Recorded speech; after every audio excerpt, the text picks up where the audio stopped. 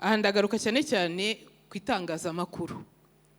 Muri iki gihe twifuza itangazamakuru mu by'ukuri rikora ku buryo bwa kinyamwuga, muri professional, bazarebe n'ahandi hose, ntabwo ayo mafoto, ntabwo ayo mazina ari yatangazwa hanze, ahubwo nibo ba mbere bakwiye kugira uruhare mu kugaragaza ukuri kw'ibyabaye, ariko no kumurengera wa muryango nyarwanda.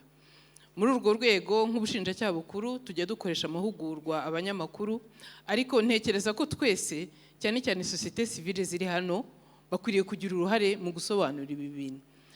Ntabwo ihohoterwa ari ikibazo cy'inzego z'iperereza gusa cyangwa se inzego za RIB z'ubushinjacyaha cyangwa abandi, ni ikibazo kitureba twese, no kugera kuri wa muturage n'undi bubatse mu rugo. Icya kabiri nifuzaga kuvugaho, nk'uko byagaragajwe, ngira ngo byakomojweho na NRA, basobanura ko abantu bakunze gukorera ihohoterwa usanga ari abantu batagize kure mu mashuri, usanga n'ubundi ari abantu bakiri bato mu myaka. Tugiye kureba statistics z'abantu bakora ibi byaha, twavuga ko nabyo imibare igaragaza ko ari abantu bakiri bato, cyangwa se ari ba bantu badafite imirimo. Icyo nshaka kugaragaza hano ni uko uburyo bwiza kandi bwa mbere bwo gukemura iki kibazo, bwo kugikoraho mu buryo bufatika kandi wenda buri sustainable, ni uko inzego zose zibyinjiramo.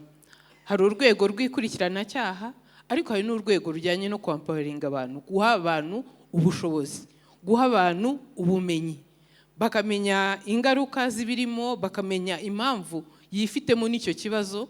Noneho yaba narwaye tukaba twakwegera za nzego zidukorera counseling cyangwa se guherekeza umuntu ku bijyanye n'ubuzima bwo mu mutwe.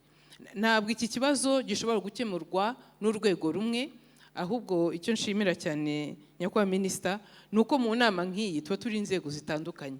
Hari iza leta, hari iz'abantu bikorera ku giti cyabo, hari iziri private, ariko twese dufite icyo dushobora gukora kugira ngo iki kibazo gikemuke.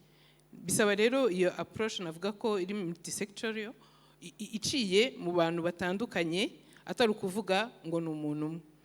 Hanyuma icya nyuma nifuza wenda kongera gusobanura ni ikijyanye n'abantu bakorerwa ibi byaha, hakabaho gukurikirana mu rwego rw'ubutabera kugira ngo izo manza zicibwe kandi koko ibimenyetso byaba bihari, ibyaha bikabahama. Hari ubufatanye dufitanye na Rwanda Bar Association, baro y'abavoka, aho bemera gutanga ibyo birego by'indishyi ku buntu ku bantu bahohotewe kuri ibi byaha. Kenshi ikibazo tugira nuko abantu batamenya amakuru, cyangwa se ko umuntu atanga amakuru cyagiye iperereza ritangiye ntakurikirane urubanza rwe. Izo nzego n'ubwo buryo burahari, iyo abantu baciye kuri Haguruka, iyo baciye ku bushinjacyaha bukuru ndetse n'ahandi, ni uburyo bushoboka bwo kugira ngo umuntu ahabwe indishyi zijyanye n'icyaha yakorewe kandi anamenye ubutabera yahawe ku cyaha yakorewe. Numvaga ibyo nabyo nabitangaza hano nyakubahwa minisita, kugira ngo dukomeze dufatanye mu kubaka umuryango ukwiye kandi wo mu Rwanda. Murakoze.